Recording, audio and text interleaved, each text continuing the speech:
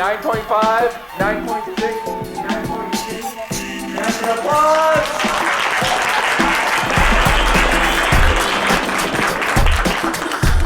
On deck, we have Style Meet, but first, manual applause for Kaleem!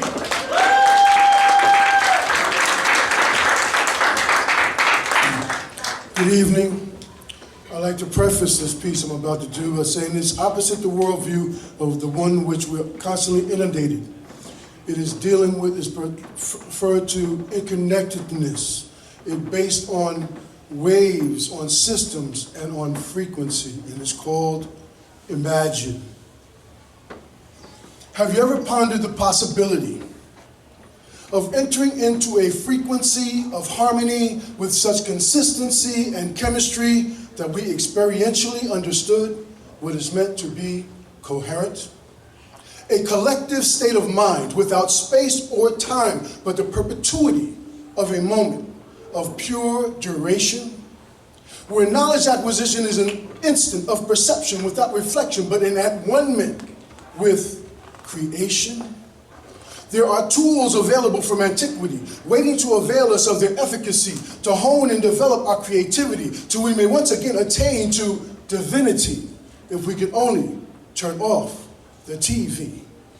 And enter more into meditation or conversation, intimately, intelligently. Could you imagine a universe, city, without walls, where homes, cafes, and byways became hallowed halls, an environment in which wisdom once again flourished, where the children and the elderly were cherished, where the complexity of the society was maintained by an integrity that was continually being nourished, where books were not only for reading, but for seeding ideas, for consciousness breeding, and our relationships were based on a complementarity as we meet and greet each new day with increased clarity, and our arguments became arcs in our evolution as we seek solutions with judicious parity, chaos and confusion being kept at a minimum as balance and intelligence are held at a premium. Can you feel what that would look like? Flip the switch on your audio-visual to gain an insight. Lao Tzu said, empty yourself of everything, let the mind rest at peace. The 10,000 things rise and fall while the self watches their return. They grow and flourish, then return to the source. Returning to the source is stillness, which is the way of nature. The way of nature is unchanging. Knowing constancy is insight. Not knowing constancy will lead to disaster. Knowing constancy, the mind is open. With an open mind, one will be open-hearted. With an open heart, one will act royally. Being royal, one will attain the divine. Being divine is to be at one with the Tao. At one with the Tao is eternal. Though the body dies, the Tao will never pass away. So I say, can we enter into the stillness? Can we return to the source as a matter of course, directing our own evolution, making an actuality of the signs of perpetuity, the ever-blooming flower, the ever-living evergreen bearing gifts on Christmas, the fountain of abundance from the Quran called Kothar, all references to an inner shining star, the light that shineth in the darkness, though the darkness comprehendeth it not. I have said a lot, but for now I'm through.